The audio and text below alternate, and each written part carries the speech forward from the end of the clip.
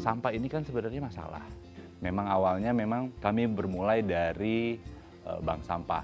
Nah, akhirnya dengan bebas sampah, akhirnya kita lari ke penghijauan.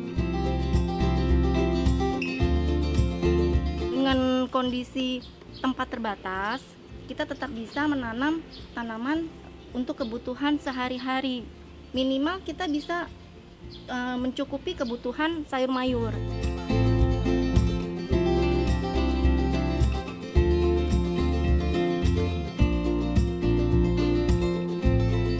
Hasil panen kita, meskipun di lahan terbatas memanfaatkan balkon rumah, tapi kita tetap bisa menikmati tanaman pangan, kita tetap bisa panen, dan kita tetap bisa sehat.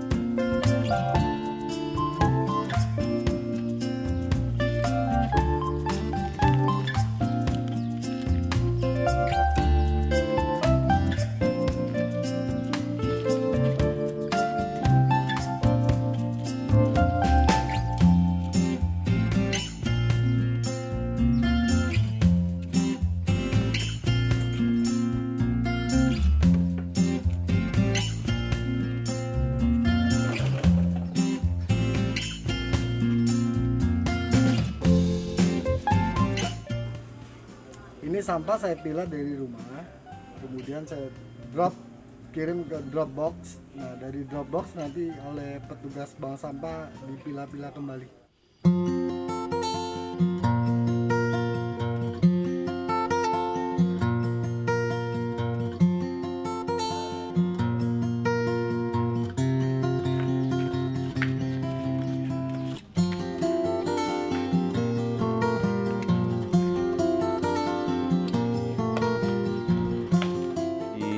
Lingkungan kami ini kita mempunyai semangat yang sama, kita mempunyai visi yang sama, terutama terkait mengenai lingkungan. Memang awalnya kami bermulai dari yang simpel. Bank sampah ini per tahun udah kita bisa ngurangin sekitar di 4-5 ton setahun. Walaupun masih sangat kecil ya dibandingkan dengan beberapa tempat lain, tapi ini adalah bagian dari perjuangan kami untuk bisa menggerakkan masyarakat, khususnya warga Altiapak ini, untuk bisa melakukan pemilahan sampah dari rumah sampai pada akhirnya ditimbang dan akhirnya kita jual ke Pelapak. Itu kita mendapatkan uang buat menambah kas RT.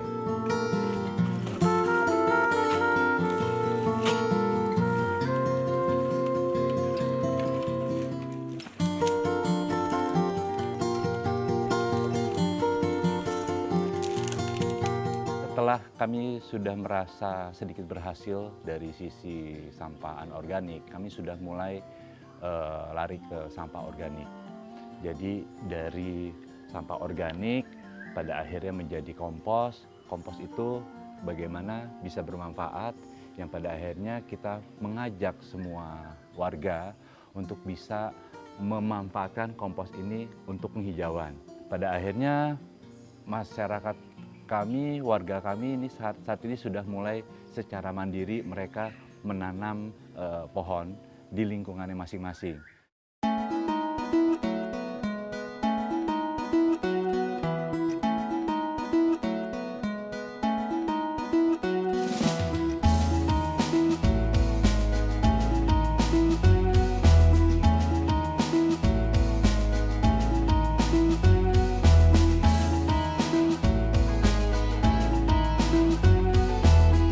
Belajar panen yuk! Mau belajar panen yuk? Epa, Ebi sama Bunda ya. Mika sama Ayah yuk. Epa, Ebi tuh. Cabenya dipetikin dulu. Itu cabai yang itu yuk, yang warna kuning yuk, udah yuk. Pakai yang orange, yang sama yang merah yuk, yang merah yang diambil. Yang merah nak. Nih. Iya.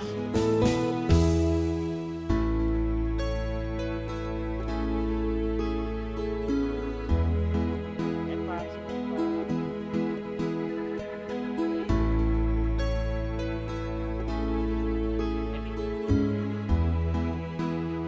Di kebun kami di balkon ada sekitar 30 sampai 40 jenis tanaman, dari tanaman sayur, tanaman buah, dan tanaman umbi-umbian. Dengan kondisi tempat terbatas, kita tetap bisa menanam tanaman untuk kebutuhan sehari-hari. Minimal kita bisa mencukupi kebutuhan sayur mayur yang sudah pasti organik, sehat, tanpa zat kimia, dan aman untuk balita saya.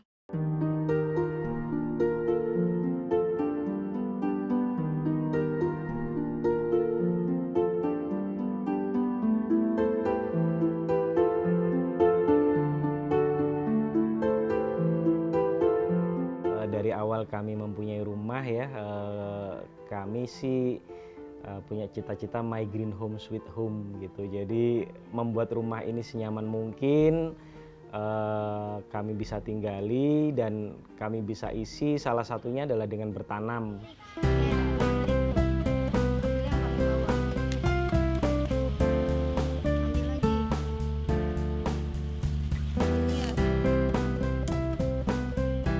Kalau untuk saya, punya tanaman pangan di rumah itu seperti kayak punya kulkas hidup gitu. Jadi ternyata lagi masak, oh iya ya, kita perlu cabai, kita kurang, kita tinggal petik.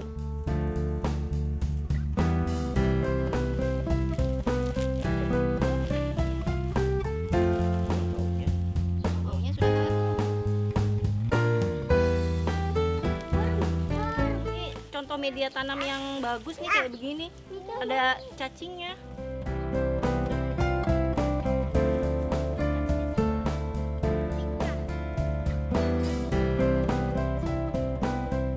Hasil panen kita, meskipun di lahan terbatas memanfaatkan balkon rumah, tapi kita tetap bisa menikmati tanaman pangan, kita tetap bisa panen, dan kita tetap bisa sehat.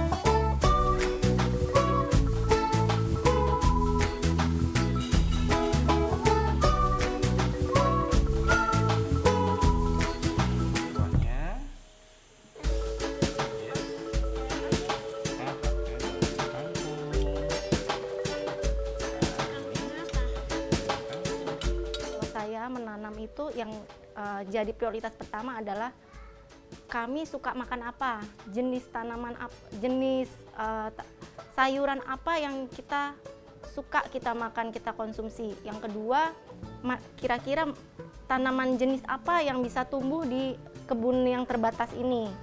Jadi ada beberapa tanaman yang memang kita pilih sesuai sama kebutuhannya kita. Seperti saya menanam kale, ternyata anak-anak suka, nanam jahe, ternyata bagus buat daya tahan tubuh.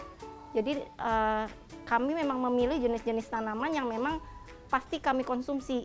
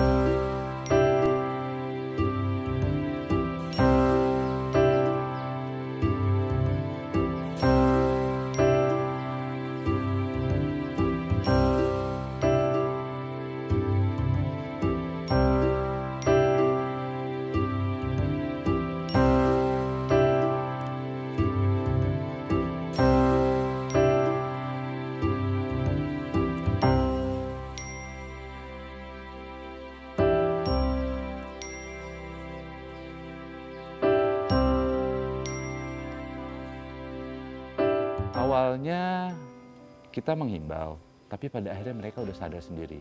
Ada satu lahan fasum yang sebenarnya itu adalah sebagai next project kita ya. Tapi ternyata pas kita lihat, oh ternyata udah ada timun, udah ada tomat, seperti itu. Jadi oh ternyata alhamdulillah gitu, ternyata berhasil gitu ya himbauan dari kita, pengurus, dari khususnya pelopor yang aktif di lingkungan. Pada akhirnya semua warga itu sadar, bahkan bukan hanya warganya saja, bahkan anak-anaknya pun juga, karena mereka sudah sangat sadar.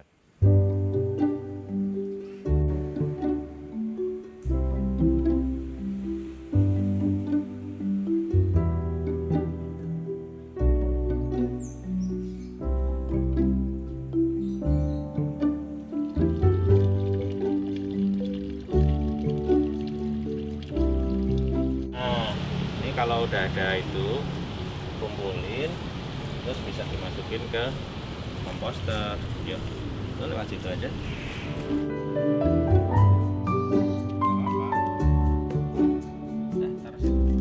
Ketika 2009 saya masuk di komplek ini, tanah yang ada di sini adalah tanah yang menjadi tempat untuk buang puing, kira-kira begitu. Kenapa? Karena tanah ini adalah tanah di pojokan komplek. Kalau dibilang hook, ini bukan hook, sebenarnya ini fasum. Jadi di bagian bawah dari tanah ini mengalir ada saluran air yang dikelola oleh developer. Ketika tahun 2019 ada ide dari RT untuk menggunakan lahan yang ada, ditanami dengan tanaman yang bisa dibilang tanaman pangan begitu ya, tanaman yang menghasilkan buah ataupun menghasilkan sesuatu bisa dikonsumsi oleh warga RT. Akhirnya kita pun juga tergerak untuk menanam hal yang sama.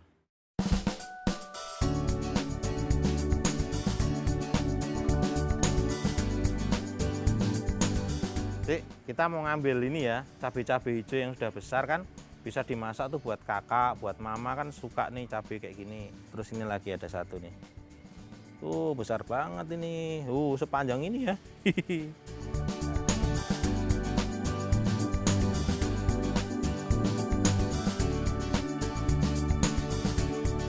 Tanah ini bukan tanah milik kita, maka hasil bumi yang keluar dari tanah ini juga bukan hanya milik kita, bukan hanya milik kami keluarga di sini, tapi bahkan tetangga-tetangga mau bikin sambal, mau ambil tomatnya, silahkan ambil tomat. Apa yang tumbuh dari lahan di sini digunakan bersama-sama warga RT di sini.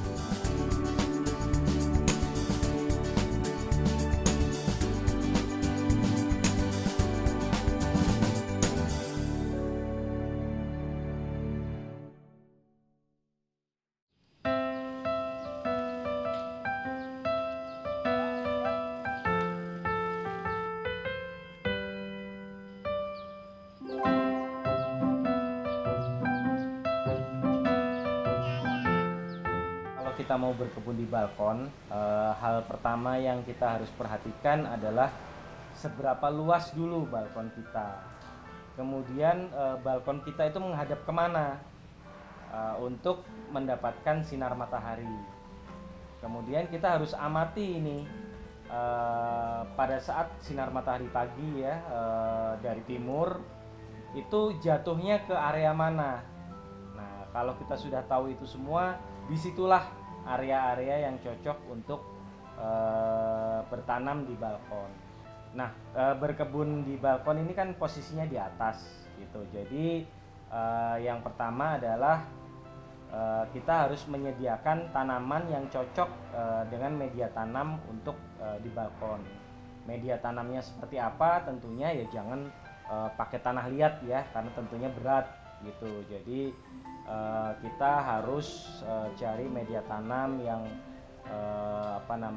sedikit poros, sedikit berpori, dan biasanya tanaman-tanaman yang cocok dengan tanaman-tanaman itu adalah tanaman-tanaman yang semusim.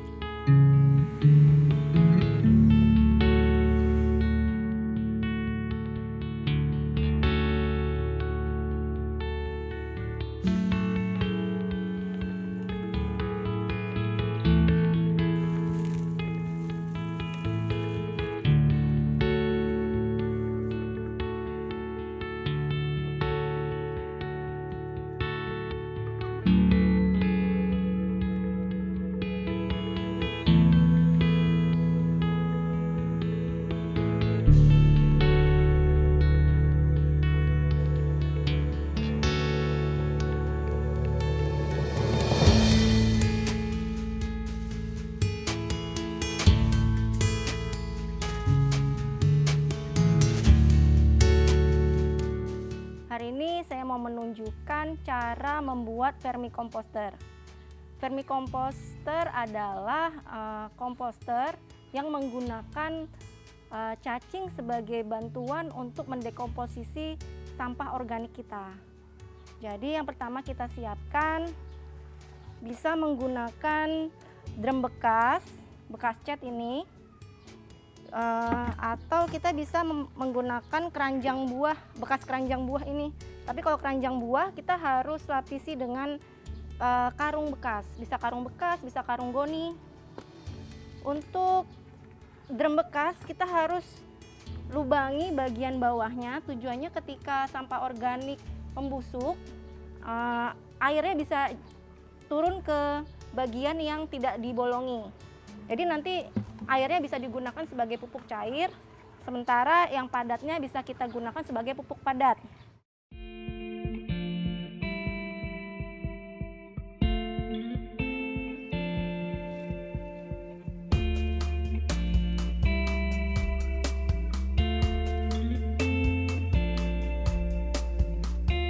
Kertas apapun yang tidak terpakai bisa dijadikan media juga untuk si cacing.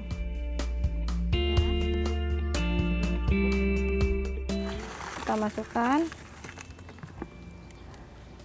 bisa dimasukin.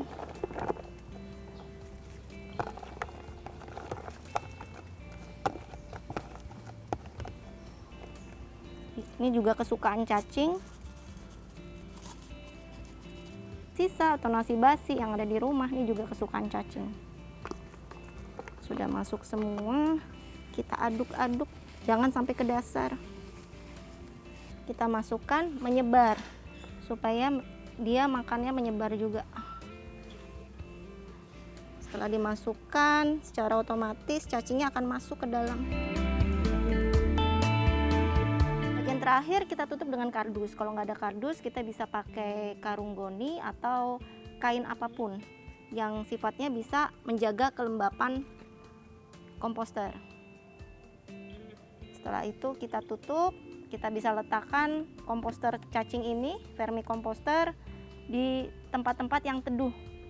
Dengan membuat vermicomposter ini, kita bisa mengolah sampah dapur kita menjadi kompos dengan lebih cepat lebih baik dan lebih bervariasi unsur haranya, sehingga sampah dapur kita berkurang, tanamannya pun juga sehat, dan kita bisa mengambil nutrisi dari tanaman lebih baik lagi.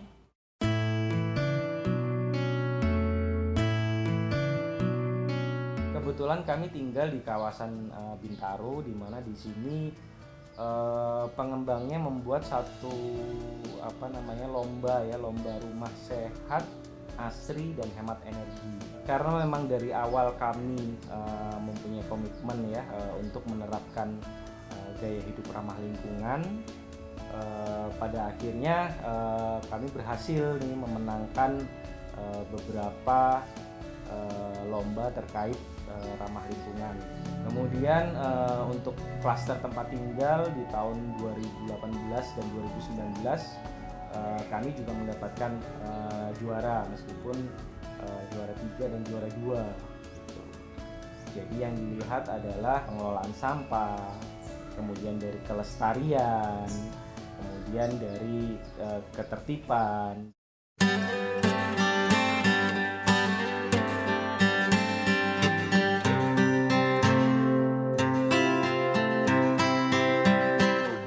Sekarang kita akan ambil hasil dari vermicomposter berupa pupuknya untuk diaplikasikan ke tanaman.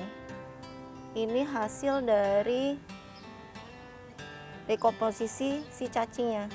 Ini yang disebut casting nih. Bentuknya kecil-kecil kayak misis. Kemudian kalau ditepal seperti ini, dia seperti malam mainan anak-anak.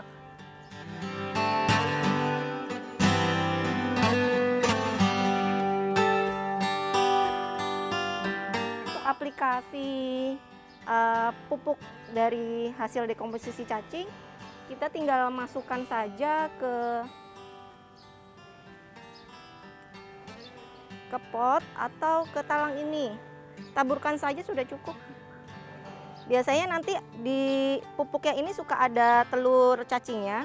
Dibiarkan saja ada di sini, nanti dia berkembang biak di sini dan membantu kita menggeburkan tanah yang ada di pot.